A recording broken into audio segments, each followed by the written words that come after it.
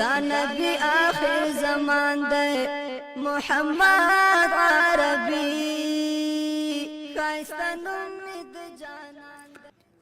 السلام علیکم ورحمت الله وبرکاته.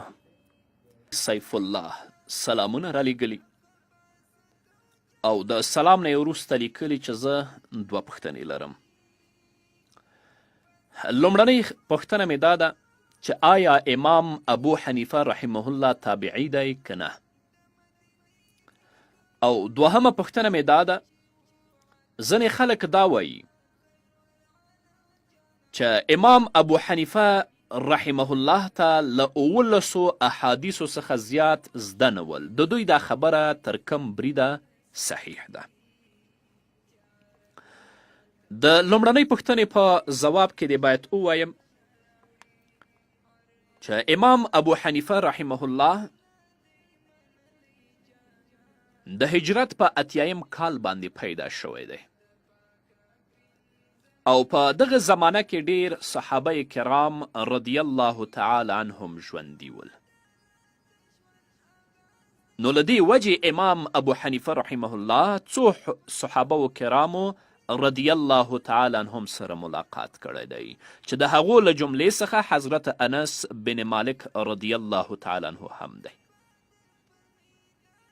نو امام ابو حنیفه رحمه الله تابعی دی او د جمهور علماو هم دغه رایه ده. تاسو کولی شئ مقدمه د اعلاء سنن وګورئ. هلته د ملا علی قاری رحمه الله قول را نقلوي او دا لیکي چې امام ابو حنیفه رحمه الله تابعی دی او امام ابو حنیفه رحمه الله صحابه کرام لیدلی او هغو سره ملاقات شوی دی. همدارنګه علامه ابن جوزی رحمه الله په العلل المتناهیه کې په لومړني جلد کې 128 صفحه کې لیکي انما رأى انس بن مالک بعینه.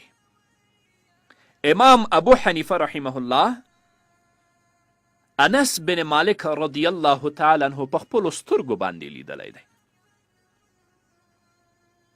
او تاسو کولی شئ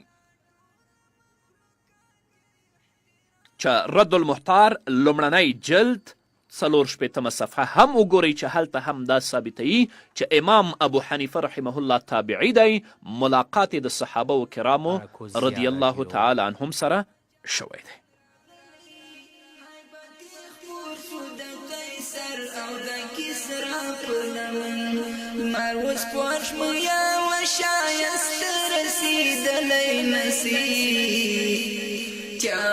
دنیا تلک ستوری مشانونا راوڑی عرش علا طرف پمینا دی من لی جانان عبادتنا د پاک ربین زمنزونا راوڑی.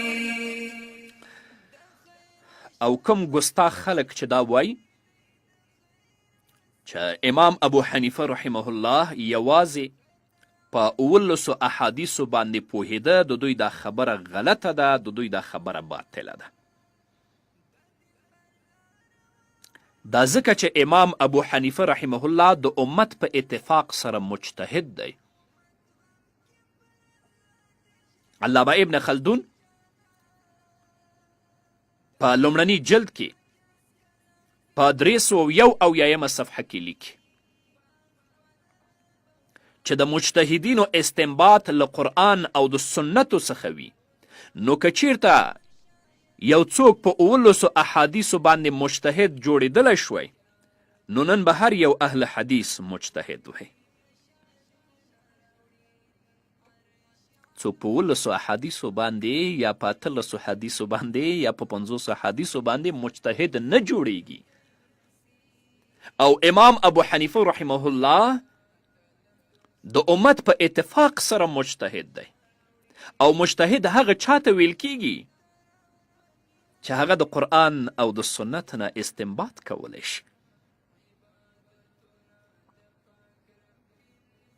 بل دا چې یوازې امام ابو یوسف رحمه الله په کتاب الاثار کې د امام ابو حنیفه رحمه الله د روایاتو تعداد 1060 ذکر کړی دی.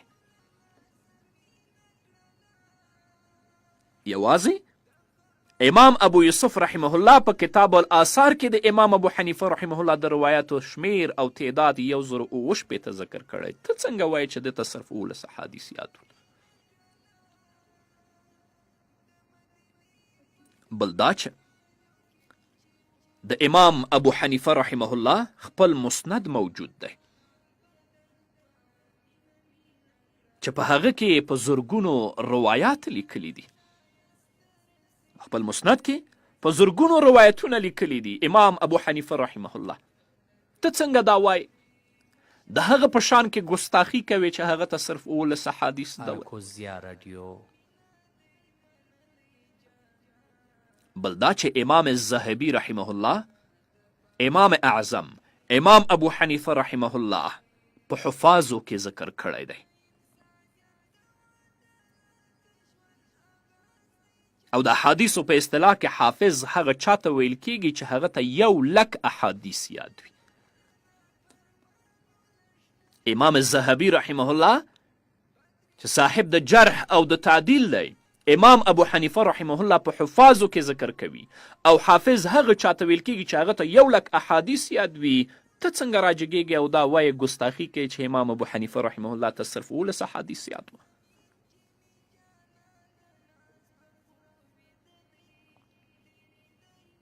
نو په امام ابو حنیفه رحمه الله باندې داسې بې ځایه اعتراضونه له بغض او حسد څخه خالی نه دي.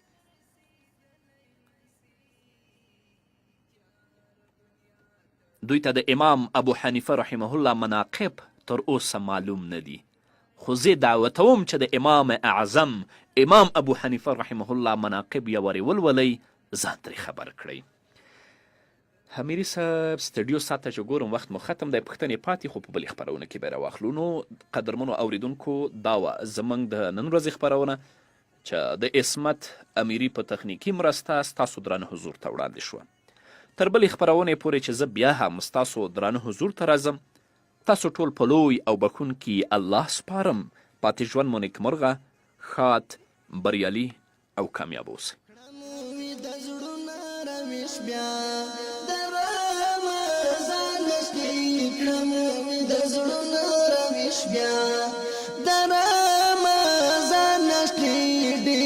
انتظار و مرحبا درامازان نشتی کړمو می د زړونو راویش بیا څوک په خپل نور کړي تر اعلی العلیین رسان کړي به جنتونو ته رښتینی مؤمنین رسان څوک پکړي په قهر تر اسفل سافلین رسان څوک پکړي په قهر تر اسفل سافلین رسان کړمو د زړه عرش کړمو د زړه عرش لره اعلی ډیر وخت انتظار و مرحبا درامازان نشتی کړمو می د زړونو راویش بیا درامازان نشتی ډیر وخت انتظار و مرحبا